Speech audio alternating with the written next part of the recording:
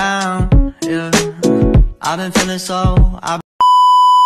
Selamat malam, nama saya Hasanah Puspita Santi dari kelas 11 IPS 4 SMA Negeri 9 Mandok. Pada video kali ini saya akan membahas tentang respon bangsa Indonesia terhadap kolonialisme dan imperialisme di bidang ekonomi. Dapat kita lihat pada bidang ekonomi itu yang pertama adalah perlawanan Sultan Ageng Tirtayasa terhadap upaya blokade dan monopoli VOC. Perlawanan Sultan Ageng Tirtayasa terhadap VOC dimulai pada tahun 1656. Tokoh-tokohnya yaitu Sultan Ageng Tirtayasa, Sultan Haji, dan VOC itu sendiri dipimpin oleh Gubernur Jenderal Juan Masuka. Perlawanan ini dimulai ketika VOC di bawah pimpinan Gubernur Jenderal Juan Masuka berusaha menguasai Banten dengan memblokade akses menuju pelabuhan Banten. Tujuannya untuk memperlemah perekonomian Banten. Menyikapi hal tersebut, Kesultanan Banten yang dipimpin oleh Sultan Ageng Tirtayasa mengadakan perlawanan dengan menyerbu dan merampas kapal-kapal Belanda yang bernaung di bawah VOC. Dengan perlawanan tersebut, Sultan Ageng Tirtayasa berharap agar VOC segera meninggalkan Banten. Peperangan antara VOC dan Banten pun terjadi. Untuk memperkuat pasukannya, Sultan Ageng Tirtayasa meminta bantuan kepada Turki, Inggris, Denmark, dan Prancis. Sementara itu, VOC juga melakukan penyatuan, menyewa serdadu-serdadu dari Ternate, Kejawan, Bali, Makassar, dan Bugis karena serdadu Belanda jumlahnya sedikit. Penyerangan yang dilakukan Banten secara terus-menerus terhadap VOC membuat kedudukan VOC semakin terdesak. VOC menggunakan siasat adu domba untuk menaklukkan Banten antara Sultan Ageng Tirtayasa dan putranya, yaitu Sultan Haji. VOC menghasut Sultan Haji agar mengerebut tahta dari ayahnya. Persekutuan antara VOC dan Sultan Haji ternyata belum mampu menaklukkan Banten. Dengan tipu muslihat, pasukan VOC yang dibantu Sultan Haji berhasil menangkap Sultan Ageng Tirtayasa. Kemudian Sultan Ageng Tirtayasa dipenjarakan di Batavia sampai meninggal pada tahun 1692. Sultan Haji sendiri akhirnya naik tahta dengan restu VOC, memerintah dari tahun 1682 sampai dengan 1687. Pada tanggal 17 April 1684, ditandatanganilah perjanjian dalam bahasa Belanda, Jawa, dan juga Melayu yang berisi 10 pasal. Perjanjian inilah yang menandai berakhirnya kekuasaan Kesultanan Banten dan dimulainya monopoli VOC atas Banten. Dengan demikian berlahirlah perlawanan Sultan Ageng Tirtayasa. Jika saya sebagai Sultan Hasanuddin, saya akan melakukan hal yang sama. Saya akan berjuang untuk memerdekakan bangsa saya sendiri, karena kita kan sama-sama tahu bahwa monopoli perdagangan itu sangat tidak baik dan memberikan dampak negatif kepada bangsa Indonesia sendiri. Yang kedua yaitu ada perlawanan Makassar terhadap monopoli VOC. Terjadi pada tahun 1666, tokoh-tokohnya yaitu Belanda juga Inggris. Perlawanan kerajaan Makassar terhadap VOC dipimpin oleh Sultan Hasanuddin. Keinginan VOC untuk melakukan praktik monopoli perdagangan ditentang oleh Sultan Hasanuddin yang menerapkan perdagangan bebas di wilayahnya. Sultan Hasanuddin memimpin pertempuran melawan VOC yang dipimpin oleh Spilman. Dalam perang itu, VOC melakukan politik divide et impera atau biasa dikenal sebagai politik adu domba.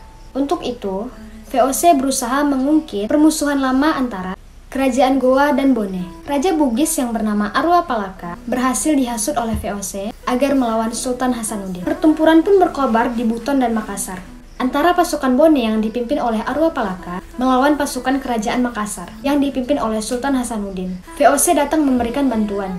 Karena keberaniannya, VOC memberi julukan Ayam Jantan dari Timur kepada Sultan Hasanuddin. Karena VOC merasakan dahsyatnya perlawanan Sultan Hasanuddin. Selain mendapatkan bantuan dari Arwa Palaka, VOC juga mendapatkan bantuan dari orang-orang Ambon di bawah pimpinan Kapitan Jongker. Makassar dikepung dari darat dan laut. Setelah benteng Barombong, pusat pertahanan Makassar direbut VOC, maka pertahanan Makassar berhasil dipatahkan oleh VOC.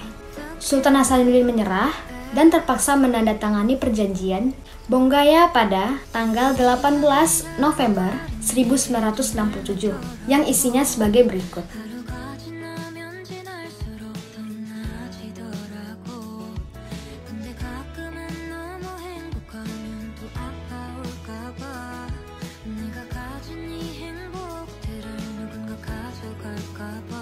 아름다운 아름답던 그 기억이 난 아파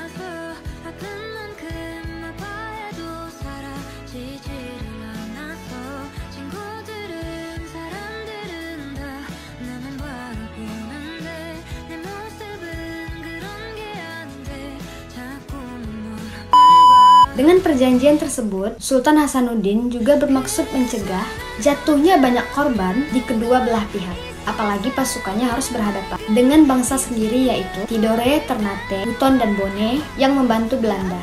Penghentian sementara perang ini juga merupakan strategi Sultan Hasanuddin untuk mengatur nafas sebelum perang selanjutnya.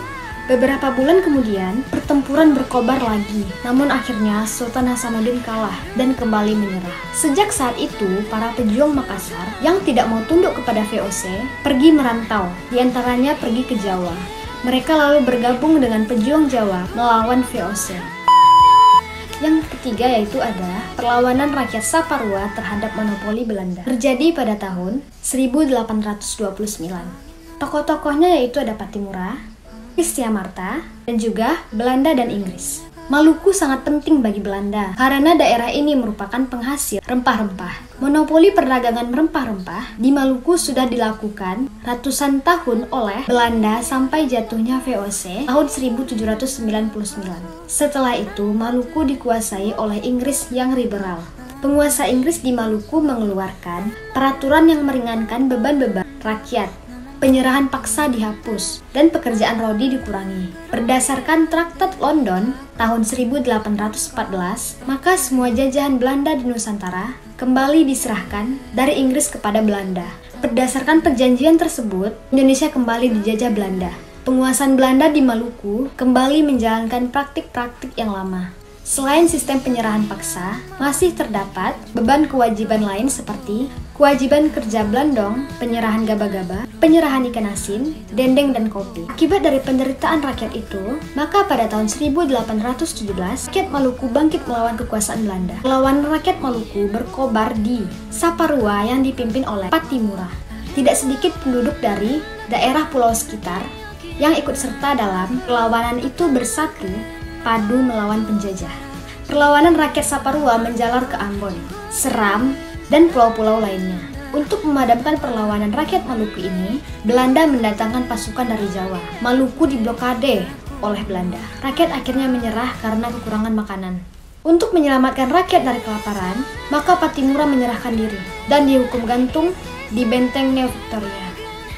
Pemimpin perlawanan rakyat Maluku digantikan oleh Christina Marta Tiahau, seorang pejuang wanita. Namun akhirnya ia juga tertangkap. Dalam perjalanan ketika diasingkan ke Pulau Jawa, ia meninggal.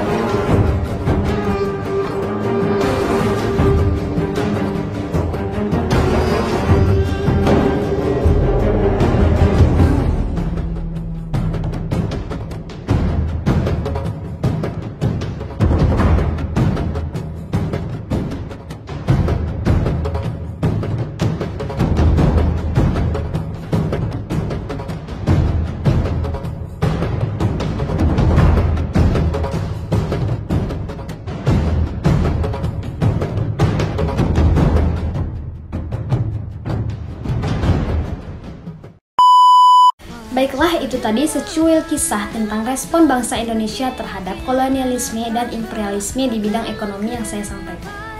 Sekian dari saya. Assalamualaikum warahmatullahi wabarakatuh.